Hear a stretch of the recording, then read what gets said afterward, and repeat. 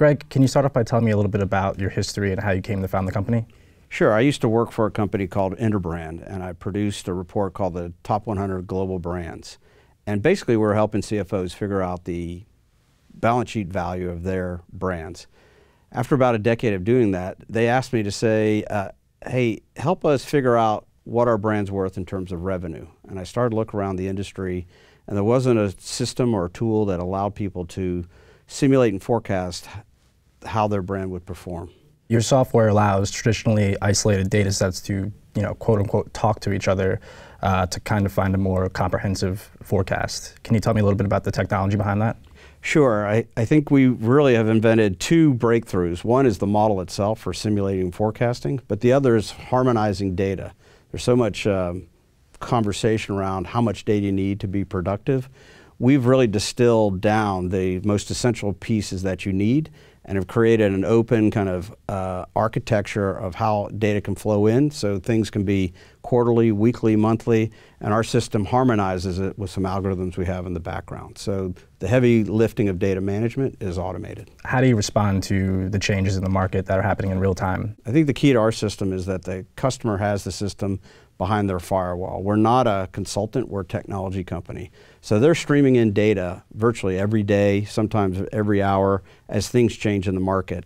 And their team is able to look at the system, update the data, and update things in real time on what's happening in the market and adjust on the fly. Some of our customers are adjusting their plans every 3 hours, some every 3 weeks. But the idea is to be empowered to respond to changes that they see. Given the recent breaches that have come all the way from Equifax to Facebook, how are you tackling that issue of protecting your customers' data?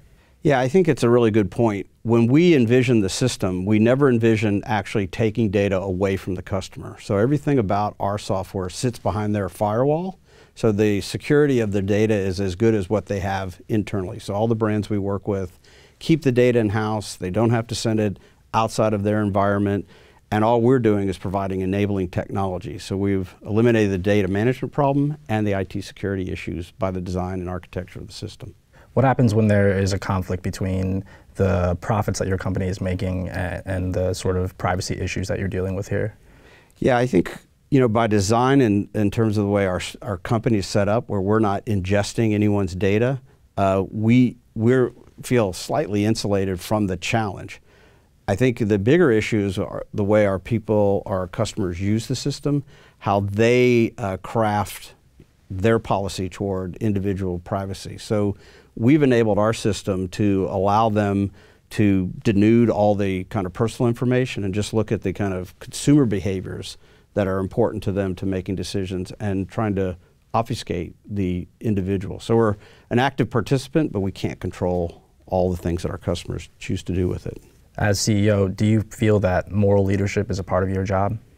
Absolutely. I think one of the most important things that we recognize for all of our customers and for ourselves is that every part of your business, whether it be finance or product or the marketing, has some kind of analog relationship to the society. So if you're in marketing, and certainly you want to be able to be an effective marketer, but you also have a relationship with the zeitgeist, whatever the trends, the problems, the issues of society that exist. That relationship is there. Whether or not you want to manage it is a business issue. And what we help people do with our software is prove the value to their business of participating in the things that go beyond just their marketing and profit objectives. Do you ever feel compelled to speak out as a figurehead and leader of your company about certain social issues?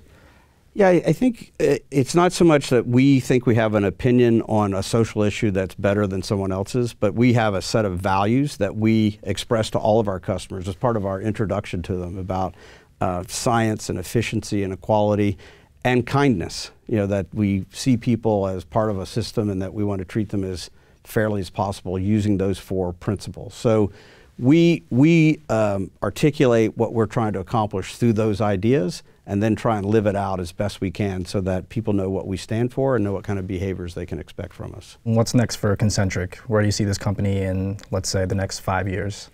We're experiencing explosive growth. People are really struggling to give forward guidance, whether it be the CEO or CFO or CMO, about what's about to happen.